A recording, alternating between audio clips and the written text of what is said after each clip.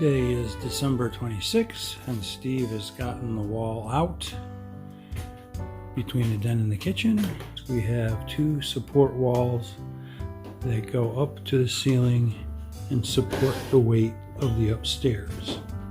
So you can see he's got a couple of joists probably positioned directly over the overhead joists to support them.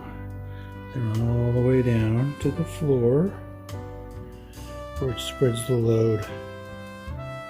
And you can see he's got it centered right on the joist, so the load path is right on some support. So here's where the pipes dive into under the floor, and you can see that they connect up to that black pipe right there.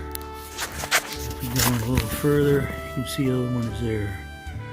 So there's the two feed pipes that run across, come up this way and up, all the way up this side of the wall, and it goes up into this cavity right here. So now that the bottom plate of the floor of the wall is out, you can see down through the cellar, and there's a bunch of stuff that's just stored up in the rafters that's resting.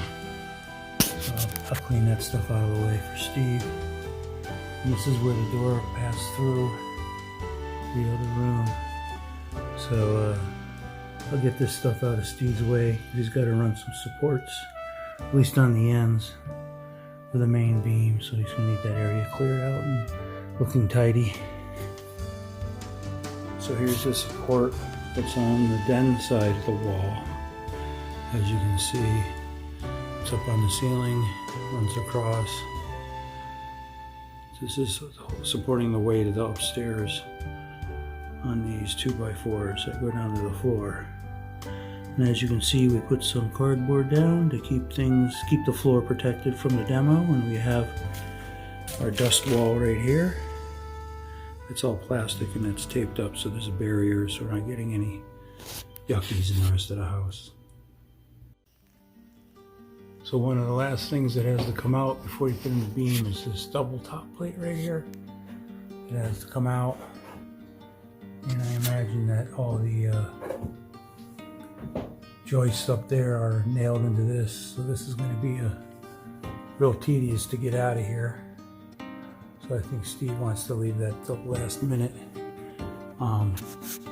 get this pipe work done, and then get some posts in there for the joist. So he's probably going to minimize the time that he has that piece of wood out of there before he puts some support joist all the way across.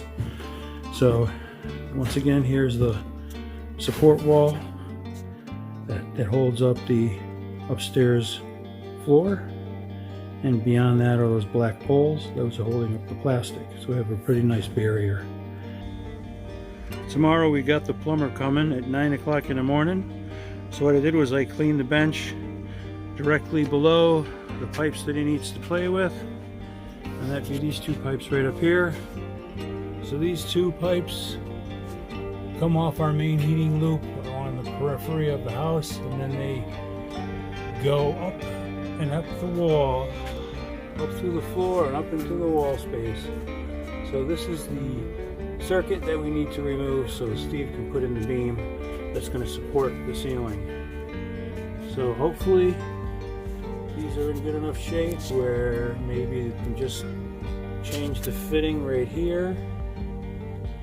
This looks like it come off with a wrench. If it gets some penetrating oil on it, maybe that'll help to get it unfastened. Same thing over there. There's another nut right here. So Sean may choose to disconnect it at this fitting and put in a plug for now, and then we'll go to reconnect this. We can build out from here. Another option would be to cut the pipe and put the pipe right here and put a copper cap.